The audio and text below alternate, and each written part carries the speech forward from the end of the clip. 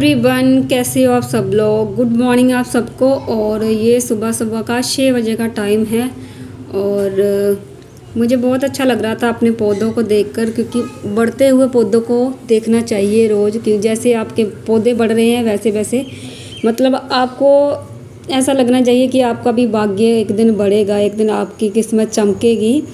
तो हमेशा अपने घर पे बढ़ते हुए पौधे लगाएं। मतलब जैसे कि बढ़ने वाले पौधे जो एक होते हैं ना, छोटे छोटे पौधे जो इंडोर लगाए होते हैं वो भी अच्छे होते हैं, लेकिन जो बढ़ने वाले पौधे होते हैं ना, रोज़ उसको बढ़ता देखते आपको जितनी खुशी होगी ना, इतनी दूसरे पौधों को देखकर खुशी नहीं होगी। मैंने ना एक तुलसी का पौधा लगाया था, वो भी मैं अपनी गली से मतलब मैंने उखाड़ के उसको लगाया था। आज वो इतना बड़ा हो गया ना, डेली मैं इसको देखती हूँ तो मुझे मतलब पॉजिटिविटी अंदर से फील होती है, मुझे बहुत अच्छा लगता है। तो जहाँ पर मैं थोड़ी वॉक कर रही थी सुबह सुबह, क्योंकि आज संडे था और संडे को मैं मतलब आप सबको मेरा पता ही है कि मैं कभी भी छुट्टी वाला दिन सुबह जल्दी नहीं उठती। तो आज मैं जल्दी उठ गई थी क्योंकि कल की मैंने नींद पूरी कर ली थी। कल मैं उठी थी 8:30 बजे, आज मैं उठ गई हूँ 6 बजे। वैसे तो मैं डेली 6 बजे ही उठती हूँ, लेकिन छुट्टी वाले दिन मैं लेट उठती हूँ। और यहाँ पर मैं थोड़ी सी वॉक कर रही हूँ और इतने में मेरे हस्बैंड भी आ गए हैं बाहर से, और वो मुझे बोल रहे थे कि जा बाहर जाके वॉक करके आ, मतलब रोड पे जाके वॉक करके आ। लेकिन मैंने बोला कि नहीं, मैं घर पे ही ठीक हूँ। तो वो मुझे बता रहे थे, समझा रहे थे कि ऐसे कर वैसे कर। तो आप लोग देखिए आगे।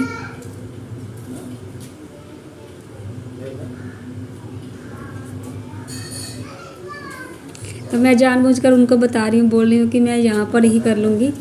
तो मुझे बोले थे ऐसे कर ऐसे कर ऐसे कर तो यहाँ पर हम लोगों की मस्ती चल रही थी, तो फिर मैं ऐसे ही करने लग गई।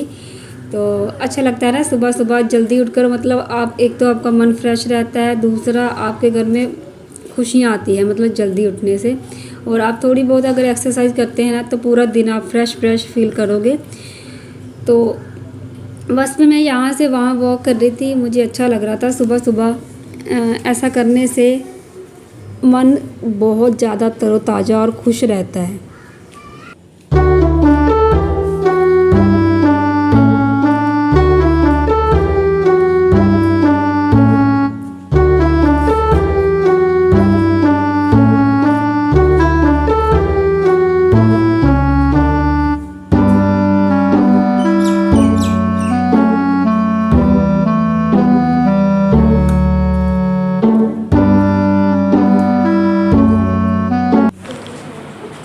उसके बाद फिर मैं आ गई थी अंदर, और ये करीबन 6:30 बजे का टाइम होगा। तो मैंने आपको कल दिखाया था ना कि मुझे कपड़े समेटने हैं कल वाली वीडियो में। तो कुछ कपड़े मैंने कल ही समेट लिए थे, ठीक है।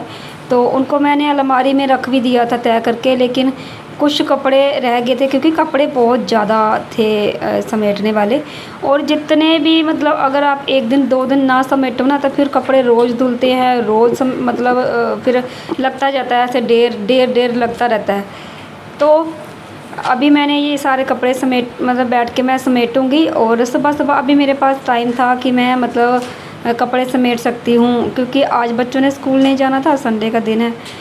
और बच्चे अभी सोए हैं और हस्बैंड आके चले गए हैं। नहीं, अभी नहीं गए हैं, अभी तो मतलब अभी भी हस्बैंड बाहर से चक्कर लगा के आके फिर से सो गए थे, ठीक है।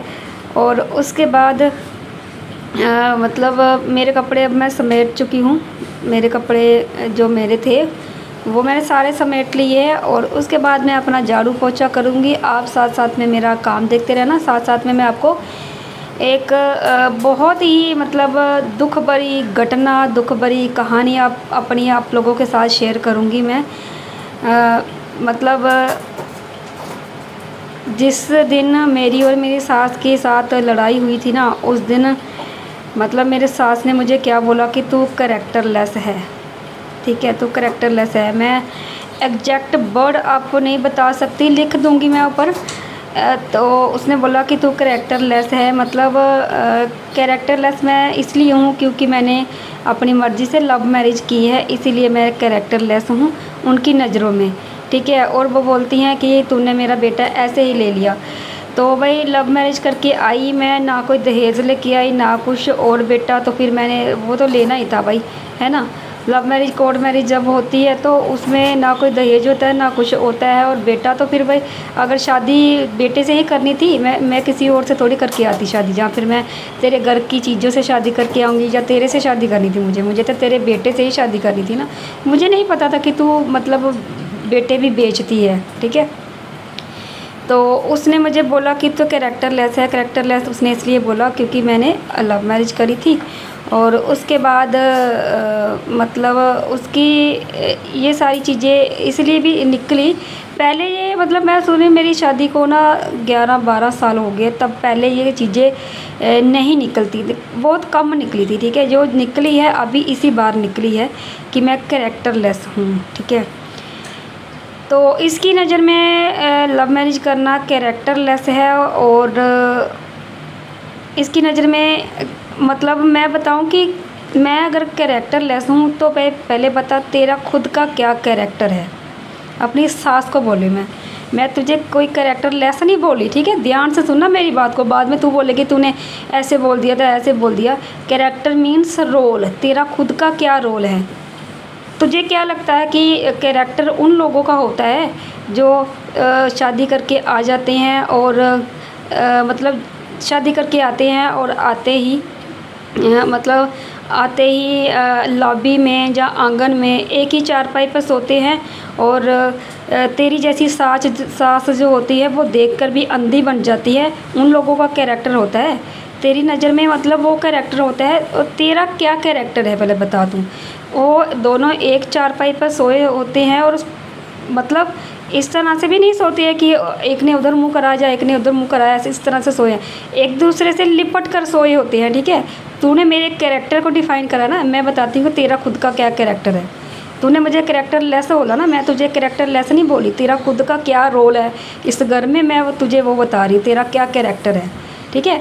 तो तू जानबूझकर अंधी बन रही है कि अगर मतलब तेरा छोटा बेटा और छोटी बहू एक ही चारपाई पर सोए हैं, एक ही बेड पर सोए हैं, दोनों आपस में लिपट कर साथ में, मत सामने तू सोई है साथ में ही, ठीक है। जब ये सामने आपको बेड दिख रहा है ना, एक सिंगल बेड, और पास में ही अगर चारपाई बिछाई हो जहाँ पर मैं अभी झाड़ू लगाने वाली हूँ, मतलब बीच का जो है जहाँ पर ही अगर चारपाई लगाई हो और दोनों मियाँ बीबी यहाँ एक साथ सोए हों लिपट कर एक दूसरे के साथ, तो पहले बताओ वो वाला बुजुर्ग मतलब आंखें होता हुआ भी अंधा है, आंखें होता हुआ भी अंधा है।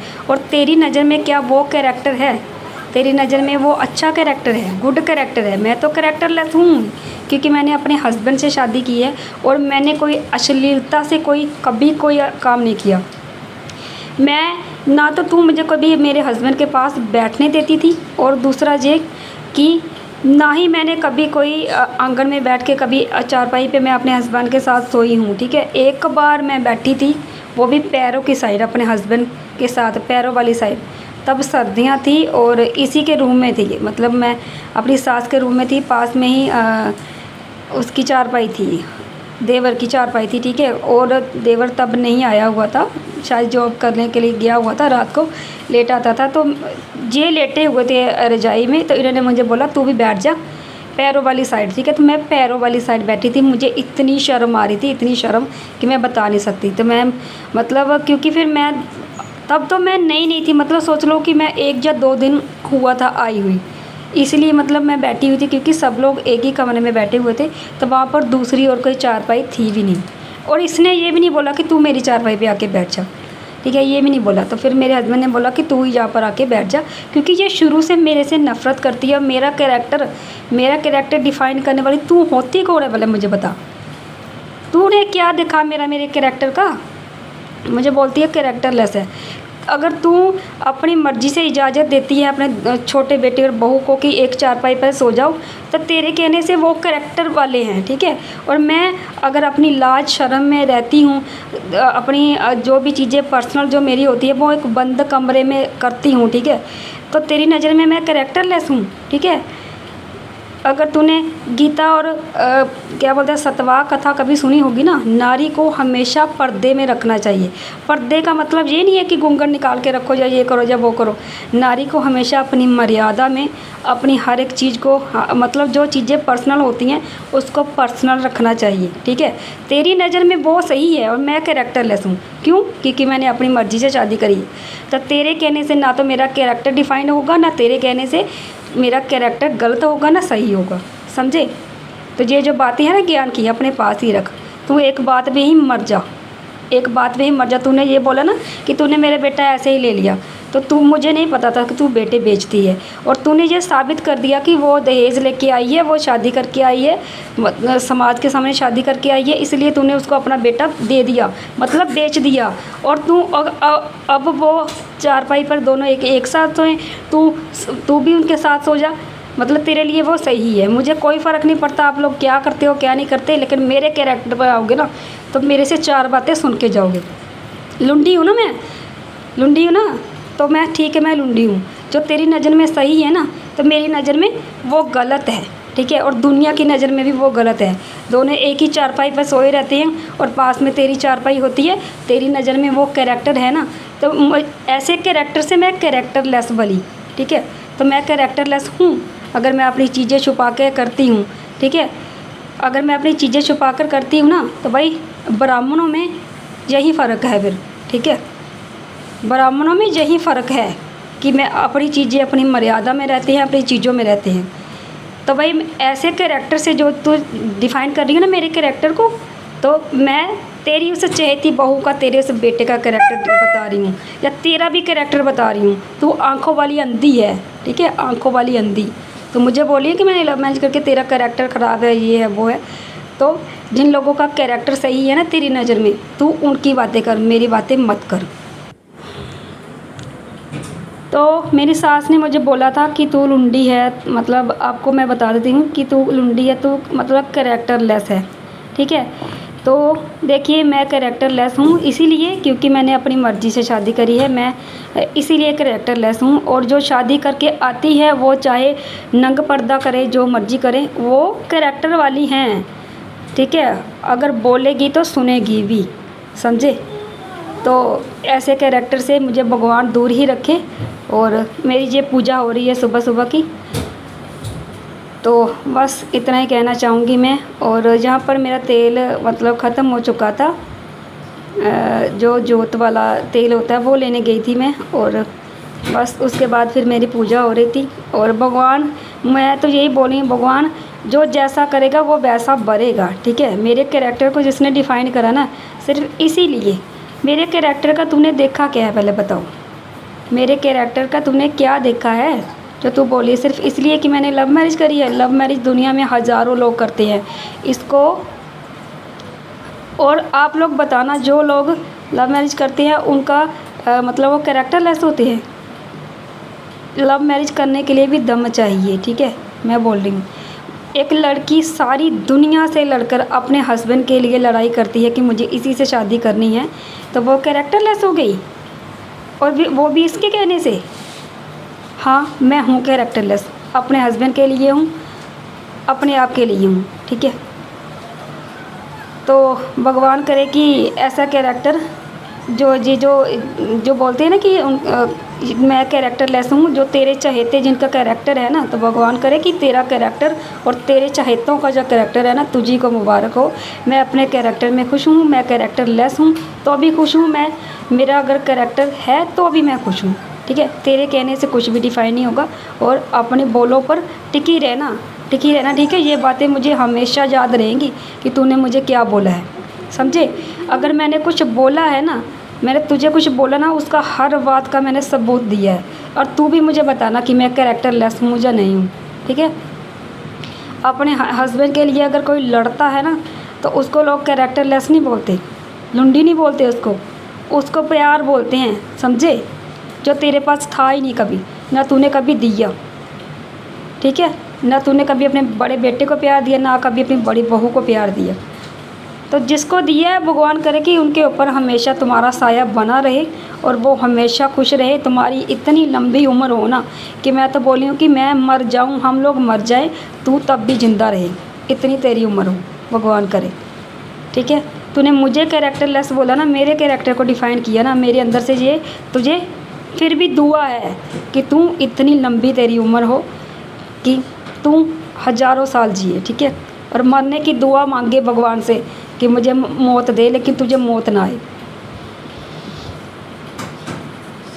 किसी लड़की की कैरेक्टर के ऊपर जाना और उसको डिफ़ाइन करना, एक औरत कहते हैं ना, एक औरत ही औरत की दुश्मन होती है, और वो औरत कोई बाहर से नहीं आती, वो आपकी ही कोई बहन, आपकी ही कोई देवरानी जेठानी, आपकी ही कोई सास आके निकलती है। ठीक है, तो भाई आप लोग मेरे कमेंट सेक्शन में कमेंट ज़रूर करना, अपनी राय ज़रूर देना। तो चलिए फिर मिलती हूँ नेक्स्ट वीडियो में, बाय बाय।